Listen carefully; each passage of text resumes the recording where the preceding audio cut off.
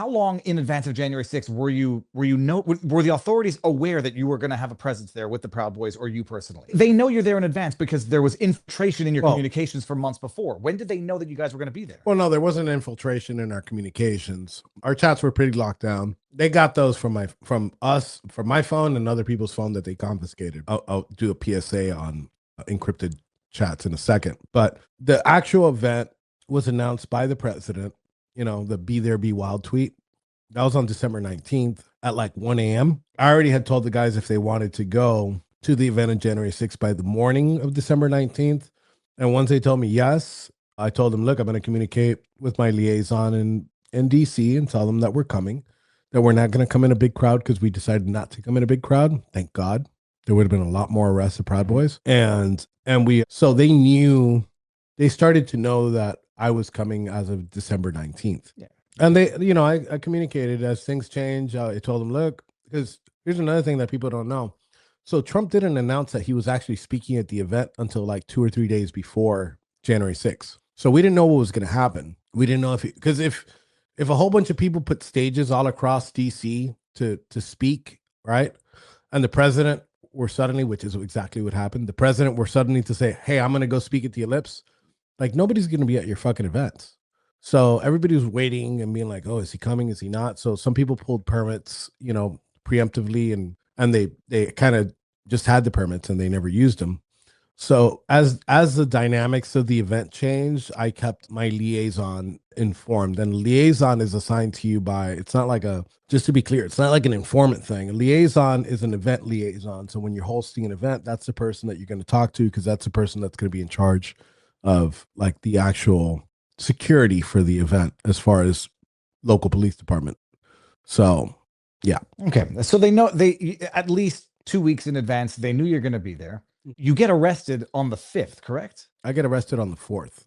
I knew I was going to get arrested on the 4th, though. Why? I came into the city because I admitted to burning a BLM banner, proudly burning a BLM banner on December 12th at the previous rally. So you get arrested for burning a BLM banner, but you get celebrated for burning the American flag in Biden's America. Yeah, you're going to get max sentence if you burn a BLM flag in DC. So you burnt a BLM flag on December 12th. You knew that you're getting, what the hell charges do you think you're getting arrested for? Like, what are the charges? Mischief? It's a misdemeanor, destruction of property. Okay.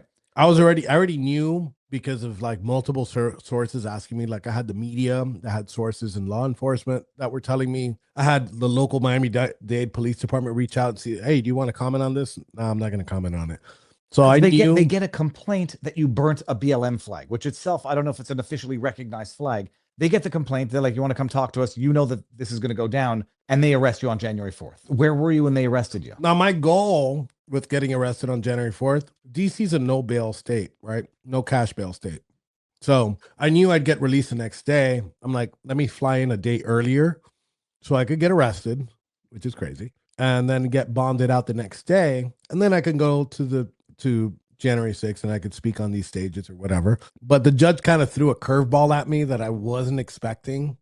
And she's like, okay, you're going to bond out, but you can't be in DC pretrial.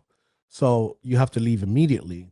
And I was like, fuck, damn it. I wanted to do the event, but it wasn't a big deal. Because I'm like, the worst thing that happened was, okay, well, I'm not going to listen to the president speak. I'm still going to hang with the boys. They'll come to Baltimore after they do the whole events throughout the day.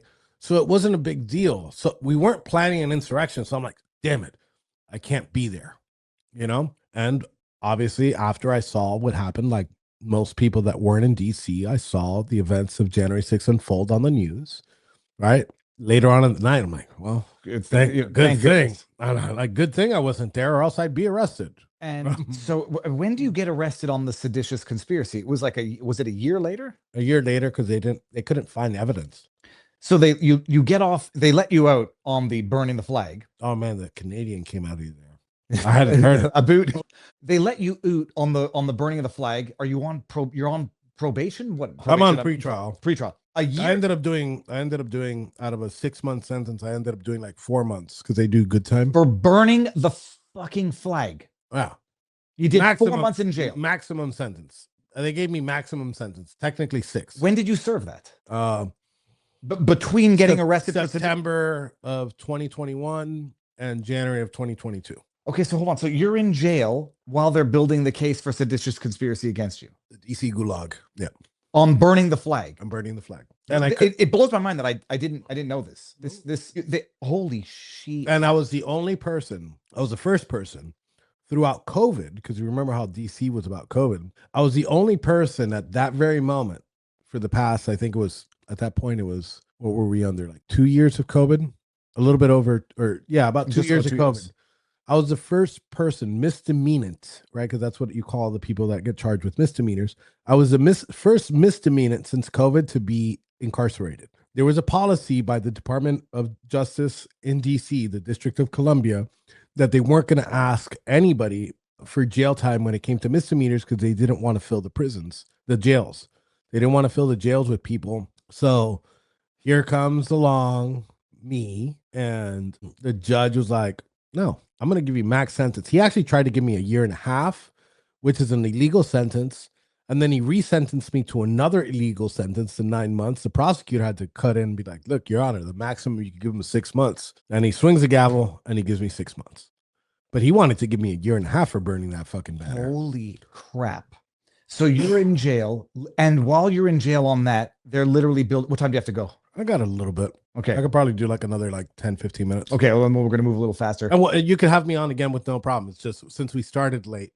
Absolutely. I'm going to Mar-a-Lago. So. Okay. Very well. I won't ask, but I'll find out later. So they're building this case while you're in jail. And then you get out and then they charge you again for seditious conspiracy. Yes. And they have what is nothing but the biggest sham of us. How long did the trial last for those who don't know? It's the longest trial in DC history, running trial in DC history. We were in trial for 6 months. Yeah. Every day. Every day we'd have to wake up at 4 o'clock in the morning, get put in chains and get travel to the District of Columbia from Virginia. You had been in pretrial detention since your arrest, which was 2 years before the trial. You briefly mentioned it, but the diesel treatment, just so people understand, you had been in the system earlier, so you sort of understood the abuses that go on in there. But just for those who aren't familiar, what the hell goes on in these prison systems? The diesel treatment in particular. Okay, so the diesel treatment is horrible. Basically, I was moved from prison to prison. There's 40 prisons. And then they had me labeled as a domestic terrorist. What that does is it puts you in a completely different category. So they put you in these things, and your audience can Google it. It's called box cuffs. It looks like a medieval torture device. And then you have a leather band around your stomach, and you're literally hooked on like this. It's Nick Cage from Con Air. And sometimes like this, right? Which is even more uncomfortable because there's nothing you can do, right? Here, at least you can grab something. But this is pretty bad. So sometimes and by the Geneva Convention, you could only have an inmate in those handcuffs for 4 hours. I was in those handcuffs traveling across the country for 26 hours in a van. And that was just one trip. There's a whole bunch of these trips, you know? Can I ask, just a stupid question, not silver linings, but can you look out are you seeing beautiful scenery, or you're on the highway going from one hellhole to the next? Yeah. So yes, it sucked, but on November 5th, when Trump won, they kept transferring me anyways. And I was like, all right, fuck you guys. You could transfer me. You could put me in the hole. You could put me in solitary confinement. I don't give a shit. I'm going home. But yeah, before that, it was a roller coaster of emotion. Sometimes I felt great. Other times I felt like shit, but at the end, I knew I was going home earlier one way or another. We already beat him at the Supreme Court. Back in June, we beat the obstructing an official proceeding, which that was across the board. We hadn't even put our direct appeal yet. We had high hopes for the direct appeal. And then we had President Trump. So which I prefer to win that way because it's the biggest fuck you middle finger that I can give. And now I could say, now I could sit here and say, like, I'm glad these fucking prosecutors are fired. I'm glad these FBI prosecutors are fired. And to Judge Kelly, that's hopefully would get this, and maybe some media outlet would report on this. Fuck you, Judge Kelly.